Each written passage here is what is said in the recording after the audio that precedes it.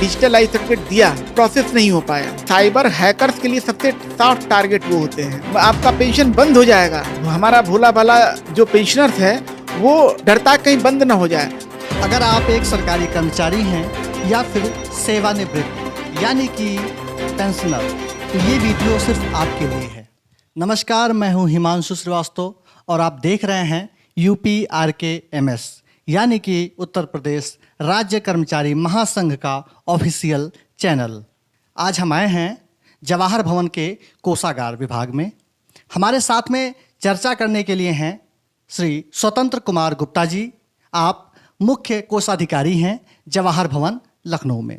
आइए सर से बात करते हैं और जानते हैं पेंशन व पेंशनर से जुड़ी हुई योजनाओं के बारे में।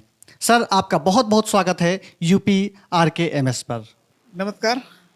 राज्य कर्मचारी महासंघ के चैनल पर मैं स्वतंत्र कुमार गुप्ता, मुख्य कोषाधिकारी जवाहर भवन लखनऊ।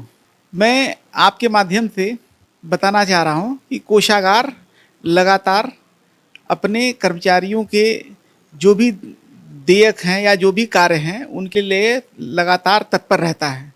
समय समय पर विभागों से यदि कोई क्वेरी होती है, कुछ चीज़ जानना होता है, तो लोग विभागों से आते हैं। हमारे कोषागार के दक्ष जो लेखाकार लोग हैं, वरिष्ठ लोग, वो उनको गाइड करते हैं कि अगर कोई दिक्कत वहाँ हो रही है विभागों में तो वो उसके बारे में बताते हैं। नियम जियो आदि की जो भी रहती है उसके माध्यम से उनको एक तरह से परिचित कराते हुए अनुपालन भी करवाने के लिए वो प्रयास करते हैं। कोषागार की वर्तमान में सबसे बड़ी छवि पेंशन व्यवस्था को लेके है।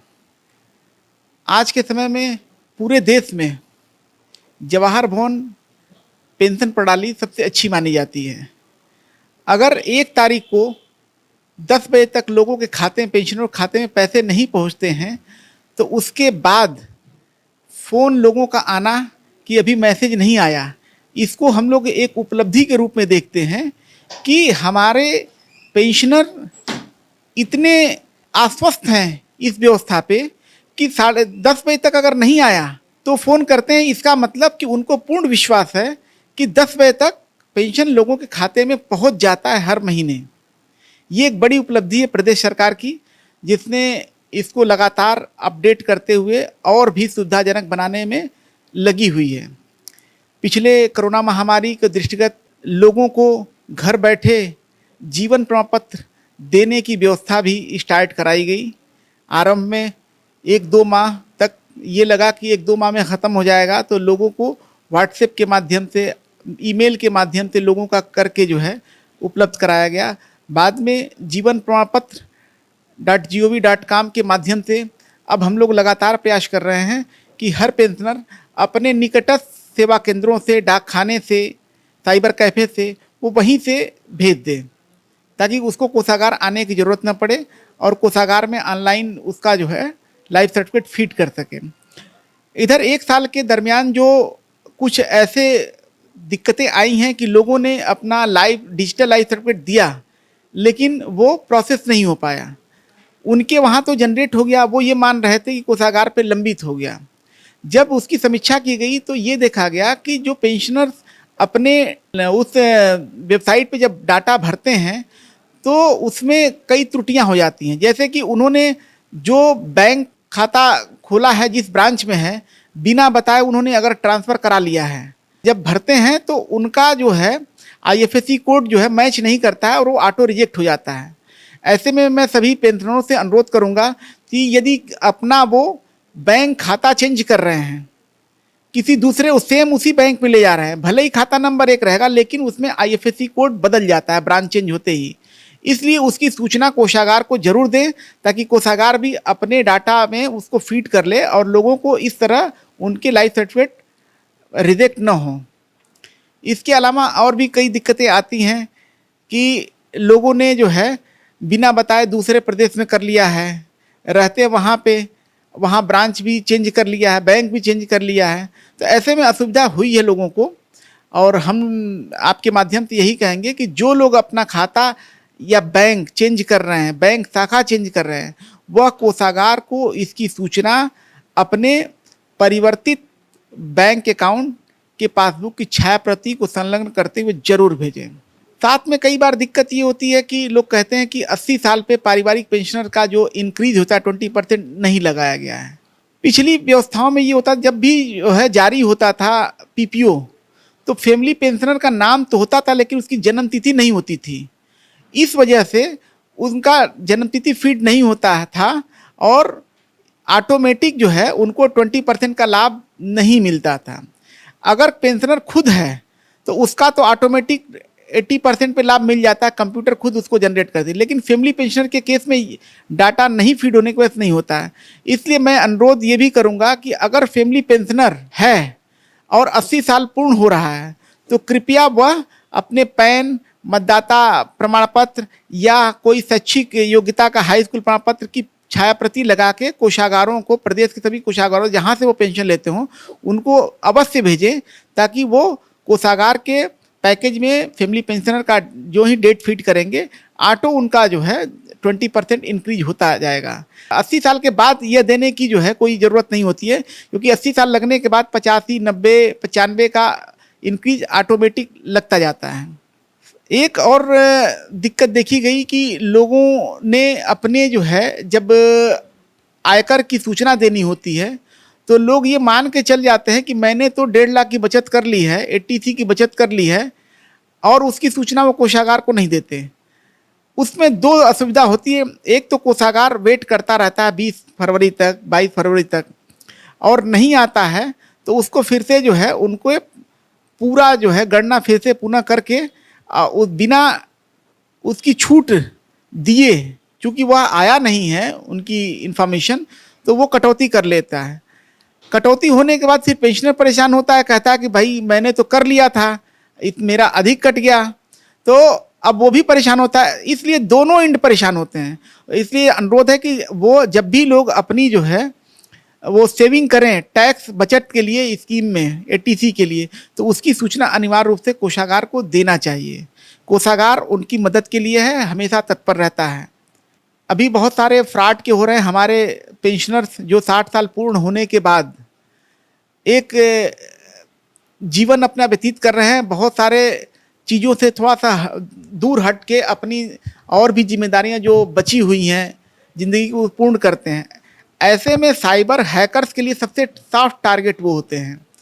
लोग फ़ोन करते हैं कि मैं ट्रेजरी से बोल रहा हूँ, मैं ये बोल रहा हूँ, मैं वो बोल रहा हूँ, आपका पेंशन बंद हो जाएगा, आप ये दीजिए सूचना नहीं तो बंद हो जाएगा।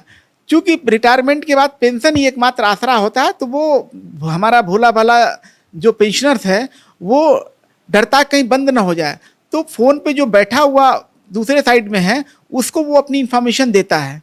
अभी कई केसेस यहाँ पे आए जिसमें पेंशनरों को कोषागार के नाम पे फ़ोन करके पूछा गया, उनके बैंक अकाउंट पूछ के OTP वगैरह मांगा गया और मांग के उनके लाख 2-2 लाख रुपए निकाल लिए गए। तो मेरा सभी पेंशनरों से अनुरोध है कि कभी भी कोई हो वो कोषागार के नाम से फ़ोन करे या आपके मोबाइल बंद होने के नाम पे बंद करे या और किसी सुविधा के लिए कहे कि आपकी ये इंटरप्ट हो जाएगी, किसी को भी वो अपना बैंक से रिलेटेड OTP वगैरह ना दें। आज के दौर की ज़रूरत है कि जैसे हम पहले दूसरे अपराधियों से बचते थे, आज हमें साइबर क्रिमिनल से बचना बहुत ज़रूरी है। वह आपके हर एक डाटा को एक्सेस करके रखता है, सिर्फ आपसे OTP मांग के आपका पूरा जो है वो पैसा उड़ा डालता है। तो मेरा विनम्र निवेदन है कि इसको सभी लोग अपने साथ के पेंशनरों तक पहुंचाएं कि OTP किसी को न दें। आप घर में भी विश्वास करते हैं सभी पे, लेकिन मेरा व्यक्तिगत अनुरोध है कि OTP जब तक आप खुद कोई न कर रहे हों कोई ट्रांजेक्शन, आप किसी को भी OTP न दें। आपकी सावधानी ही आपकी भी सुरक्षा है और प्रदेश के लिए भी जो है अच्छा है, क्योंकि जितने भी इस तरह बढ़ेंगे उसके वजह से बहुत सारी मशीनरीज को सक्रिय होना पड़ता है। इसके साथ साथ बहुत बहुत महासंघ को धन्यवाद। Thank you. मैं मनोज कुमार श्रीवास्तव, अध्यक्ष कोषागार जवाहर भवन, सीनियर अकाउंटेंट। पहले तो मैं कर्मचारी महासंघ को बहुत बहुत बधाई देता हूँ। उन्होंने बहुत बढ़िया कार्य शुरू किया है, जिससे कि हर आदमी को हर सुविधा, हर तरीके की बात उस कर्मचारी को पता चल जाएगी। और हमारे पेंशन के विषय में और किसी विषय में हमारे अभी स्वतंत्र कुमार गुप्ता जी ने बहुत कुछ आपको बताया। अब मैं अपनी खास से संबंधित कानून प्रणाली है उसको ये बता रहा हूँ कि जैसे हमारे यहाँ जितने भी विभाग हैं, मेडिकल विभाग है, सूचना विभाग है, लोकायुक्त हैं, जितने भी हमारे निदेशालय हैं, जितने भी लखनऊ में निदेशालय हैं, उनका बिल इस कोषागार द्वारा पारित किया जाता है। तो उसकी प्रक्रिया ये है कि कोषागार में विभाग बिल बनाता है, परचेसिंग का हो, सैलरी का हो, किसी भी चीज़ का खरीदारी की गई हो, वो सारे बिल कोषागार में प्रस्तुत करता है। कोषागार का अकाउंटेंट उसको देखता है, फिर एक एक बारीकी से चेक करता है। अगर वो प्रॉपर्ली सब कुछ सही बनाया है तो उसको पास करके उसके कर्मचारी के और उस पार्टी के खाते में पैसा भेज दिया जाता है।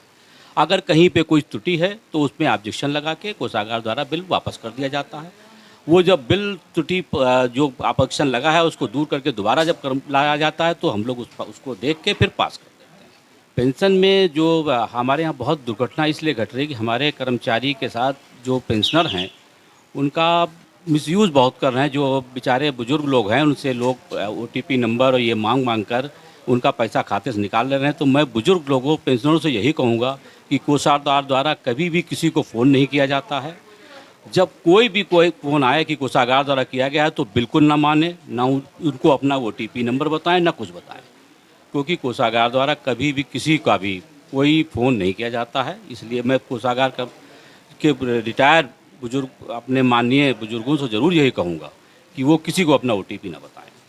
और दूसरी चीज़, हम लोगों ने ऑनलाइन जीवित प्रमाण पत्र की सुविधा बना रखी है कि कहीं भी कोई भी कर्मचारी बैठा हो, कहीं भी जगह पे हो, वो अपना ऑनलाइन जीवित प्रमाण पत्र सबमिट कर सकता है।